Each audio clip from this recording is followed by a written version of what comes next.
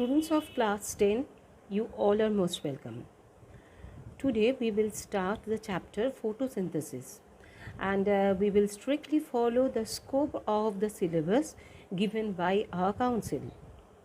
In the previous class, you have learned that all living organisms need food and animals obtain food from plants, but plants prepare it for themselves by the process of photosynthesis.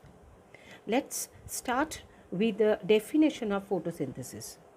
Now here, for the definition of the photosynthesis, you need some specific topics, and you can say these are the key words.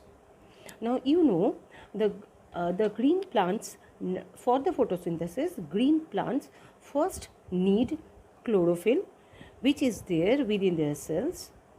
Next thing, they absorb water from the soil, they absorb carbon dioxide from the atmosphere, they absorb sunlight from the atmosphere. So these three things are highly needed for the photosynthesis, and the products are glucose, and they stored in the form of glucose. They can store that products, means food, in the form of glucose or in the form of starch, and they release oxygen.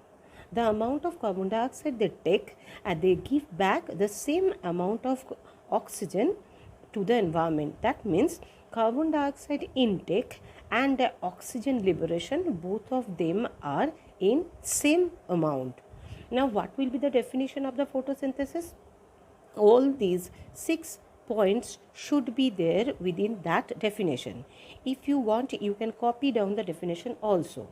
So the definition will be: photosynthesis is a process by which plant absorb water from the soil, carbon dioxide and sunlight from the atmosphere, and produce glucose in presence of chlorophyll and liberate oxygen to the atmosphere.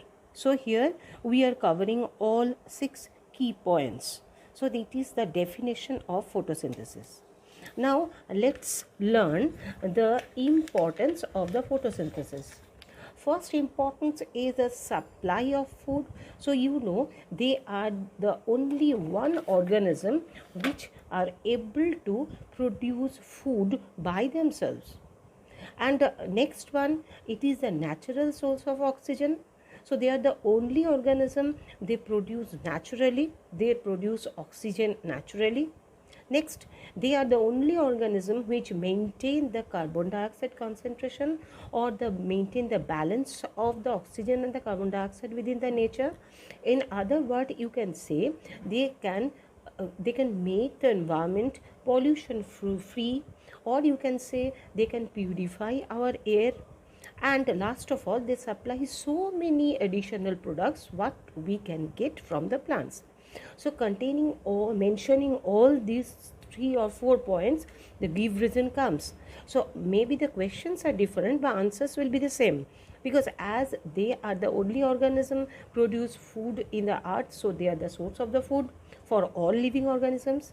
As they are the only organism which can produce oxygen in the nature, so they are the source of the oxygen, and they maintain the balance of the carbon dioxide and the oxygen in the nature as a whole. They purify the nature or maintain the balance of the oxygen and the carbon dioxide in the nature. Next we will learn the chloroplast or the chlorophyll, which one is the main site of the photosynthesis. In the next part of this video, I will explain to you the structure of the chloroplast.